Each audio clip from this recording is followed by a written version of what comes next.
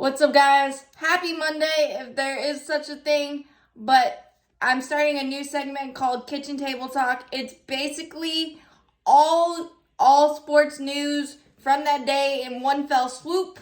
It's something I've been doing with my dad for as long as I can count, so I figured this might be a cool way for me to attract every type of sports fan, every team, cover all the big news, the small news, all of it, and I would love your feedback from it. So this is the first installment. First of all, Jock Peterson returning to Atlanta. He was basically the folk hero on and off the field for the Braves World Series run, the designer of the championship ring. The Pearls are back, feeling really good. Unfortunately, he's not in the lineup today as we start a pivotal 4-game series, so that's kind of annoying, but he will be getting his ring, so I can't wait for that because Jock is forever going to be a Braves legend.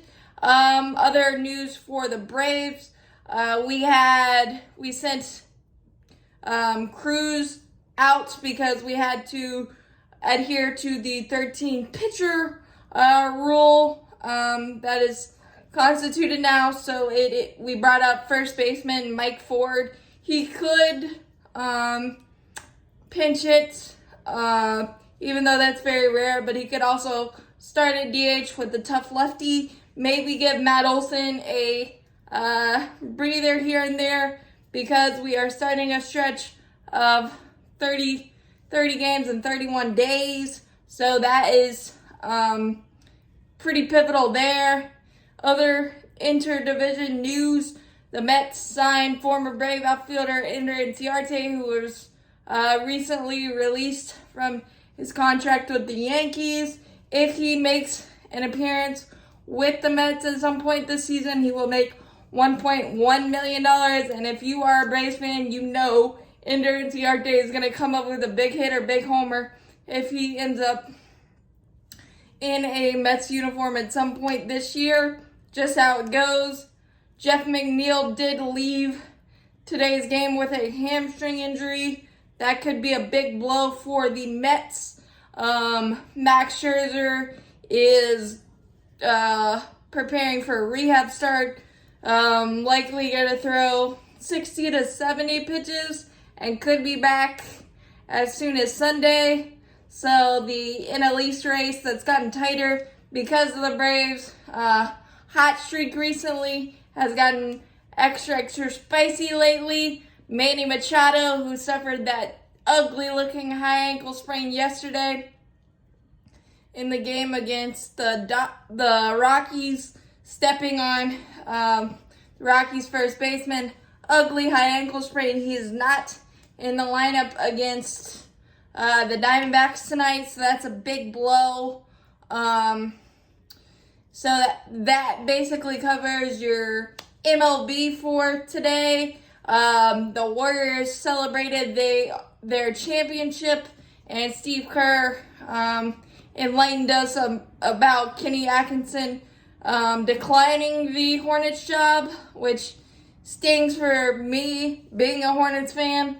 But it was basically because of family, and he has 2 teenagers, and honestly, sometimes the grass isn't always greener, and I can't fault him for doing what's best for his family and what's best for him. I really can't, even though 4 days, we have the draft in 4 days, and the Hornets don't have a head coach, so that's not ideal, but it's nice to get some clarity on the situation, and wish Kenny Atkinson the best of luck, and hopefully we find a coach soon because I might have to do it. But that is pretty much it for the NBA. Clay took a big spill at the championship parade. Draymond was Draymond.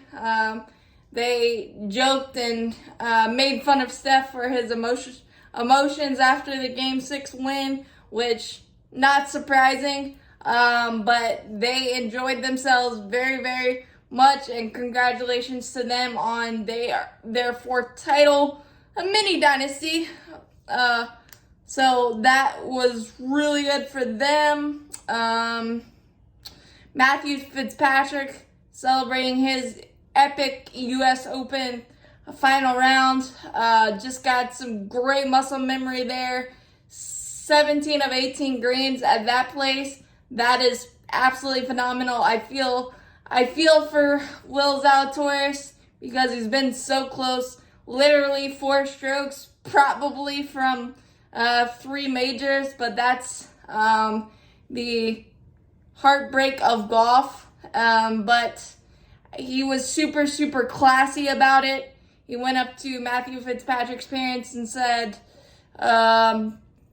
if I had to lose to somebody, I'm glad it was to your son. So that Willie Z is going to break through at some point and some point soon. He kind of gives me the Scottie Scheffler vibes. Once he breaks through, it could be one of those type of years for the youngster out of Wake Forest.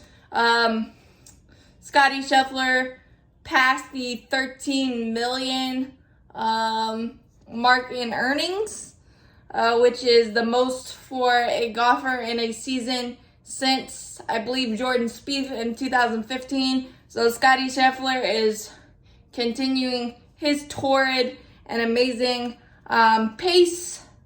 I believe that is pretty much it for today in terms of all sports. The Colorado Avalanche look to take a commanding lead over the two-time defending champion Tampa Bay Lightning.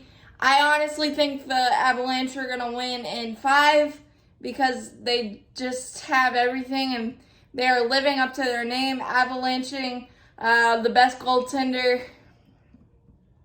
and the most prolific playoff goaltender in the last few seasons. So I just think the Lightning will get 1, but I really the Avalanche are just insane right now, and you got to credit them. They've played so phenomenal, and beating somebody 7-0 in a hockey game is something you never see. So I wouldn't be surprised if Tampa gets this one, just to breathe some life back into it. But I really think Avalanche in 5 is a pretty safe bet.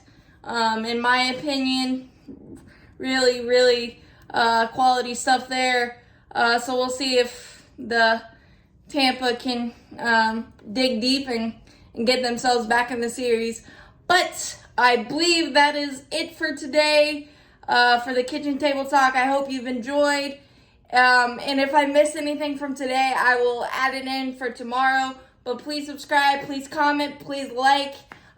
Just let me know what you think of this new venture I'm doing. I'm trying to broaden the audience and create different conversations.